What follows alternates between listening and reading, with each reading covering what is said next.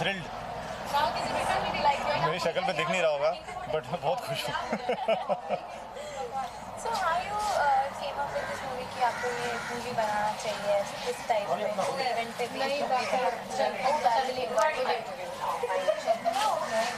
Actually जो आपको पीछे बुला रहे हो, मैं आगे आ जाता हूँ। मैं आगे आ जाऊँ?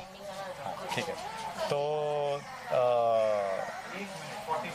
मैं ये नहीं कह सकता हूँ कि ये सोच के मैंने काम शुरू किया था कि ये वाली फ़िल्म बनाएंगे, क्योंकि फ़िल्म अपने आप में एक जर्नी होती है, तो उसमें काफ़ी लोगों का योगदान रहता है, विच इज़ ऑब्वियस। सो ये जो फाइनल प्रोडक्ट है वो एक जर्नी का कंप्लीशन है।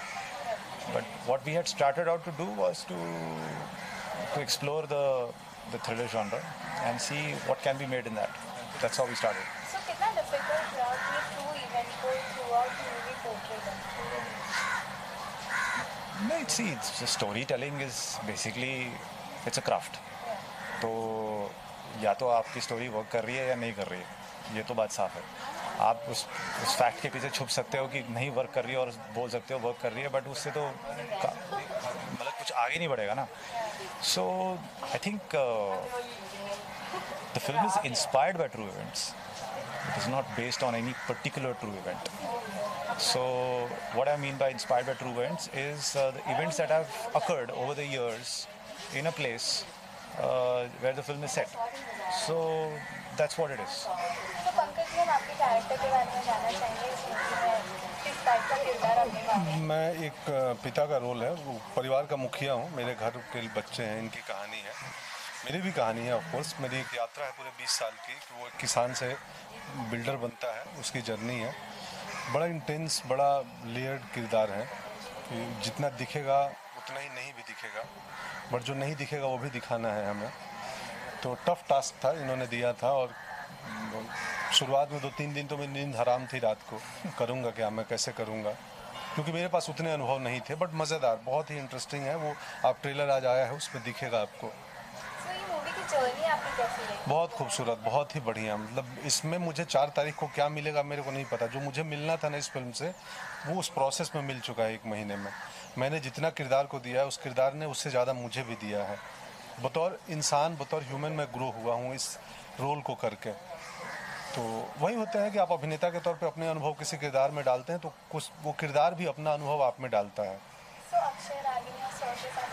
बहुत बढ़िया, अद्भुत अद्भुत। ये तो संत व्यक्ति हैं, तो बहुत बढ़िया समझाते हैं, कमाल की बातें करते हैं। तो वो आनंददायक था, बहुत बढ़िया था।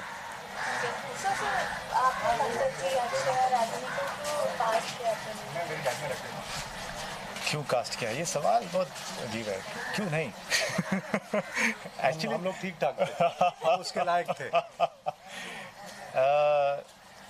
Again, this is over a period of time. तो Pankaj I think was the first one that we agreed to cast, और हमने तो कास्ट कर दिया, मगर इनको भी तो मनाना था। तो जब मुलाकात हुई, इनसे बात हुई, तो एक मीटिंग ग्राउंड था हमारा, एक कॉमन ग्राउंड था जहाँ पे हम मिले, और उस चीज़ को मैं डिस्क्राइब नहीं कर सकता हूँ क्योंकि एक इनविजिबल ट्रांजैक्शन था वो।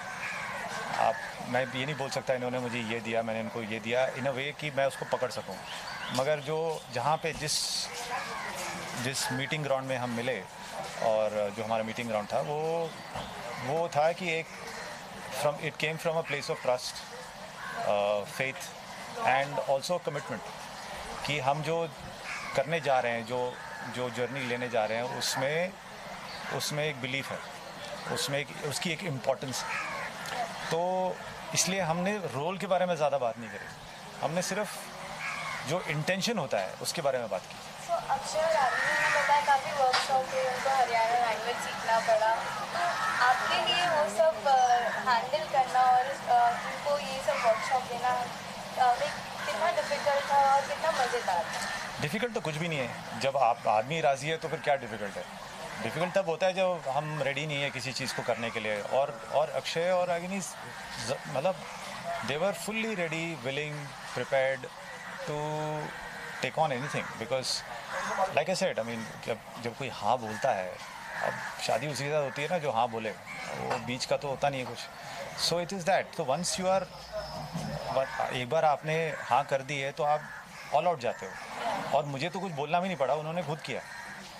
मतलब मैं तो सजेस्ट करूँगा कि अच्छा ये कर लीजिए, ये ट्राई कर लीजिए, तो उन्होंने जितना बोला था उससे ज़्यादा ही किया। सो इसके अलावा आपकी मूवी दूसरी भी आ रही है फुकरे टू, क्या ये सच है? हाँ हाँ, फुकरे 2 आ रही है बिल्कुल साल। उसमें क्या किरदार आपको? वो तो अभी बहुत लंबा वक्त है, उसके बारे में उस समय बात करेंगे। सर की बातों से मुझे अचानक ये बोल रहे थे, एक ध्यान आ रहा था, एक चित्र विजुअल कि आसमान में 5-10 चिड़िया उड़ रहे हैं। जब उनकी ऊर्जा, उनकी एनर्जी, उनके विचार एक जैसे लगते हैं ना, तो समूह में आगे उड़ने लगते हैं और एक ऐसा बन जाता है कुछ एक। करेक्ट। तो ऐसी ही थी गुड़गांव कि हम अलग अलग चिड़िया उड़ रहे थे और समहाउ स्क्रिप्ट ने हम सबको जोड़ दिया और फिर हम साथ में उड़ने लगे, और वो 4 तारीख को दिखेंगे उड़ते हुए। क्योंकि मूवी के जो सबसे मेन पार्ट डायरेक्टर ही होते हैं, वो सबको कंबाइन करते हैं। बिल्कुल बिल्कुल। तो सर ने आप लोग को कितना मोटिवेट किया मूवी के दौरान? बहुत बहुत बहुत ही अद्भुत है। मतलब ये मैं पिछले बोला था किसी को कि एक छोटी सी चीज़ बताने भी आते थे सीन में ना, कि ये ऐसा भी आप कर सकते हैं, या विचार क्या है इसके पीछे के थॉट। तो इतनी अच्छी बातें करते थे कि लगता था अरे यार, ये तो हम जिंदगी में भी थोड़े ग्रो हो गए, सीन तो बेहतर होगा ही, हम आदमी भी बेहतर हो जाएंगे। तो ये संत प्रवृत्ति के व्यक्ति हैं और बहुत जल्दी इनका संप्रदाय शुरू होगा जिसमें हम लोग शामिल होंगे। संप्रदाय।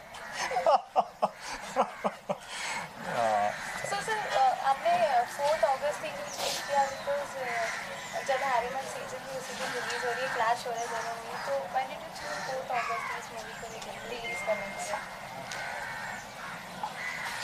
शुक्रवार है उस दिन, इसलिए किसी एक शुक्रवार को तो मतलब वो नहीं है। एग्जैक्टली फ्राइडे है, बहुत अच्छा दिन है। एक्चुअली क्या है कि हमने हैरी मेट सेजल वालों से ऐसे बात करके हमने चूज़ नहीं किया। This was an independent decision. I think 4th of August suited us, independent of whatever film was coming on that day. It so happens that Harry Met Sejal is releasing on that day. So I don't personally see it as a problem because our film is different, their film is different. There is no clash or there is no competition, nothing. मतलब वो बड़ी film है, उसके अपने वो है, उसका एक अपना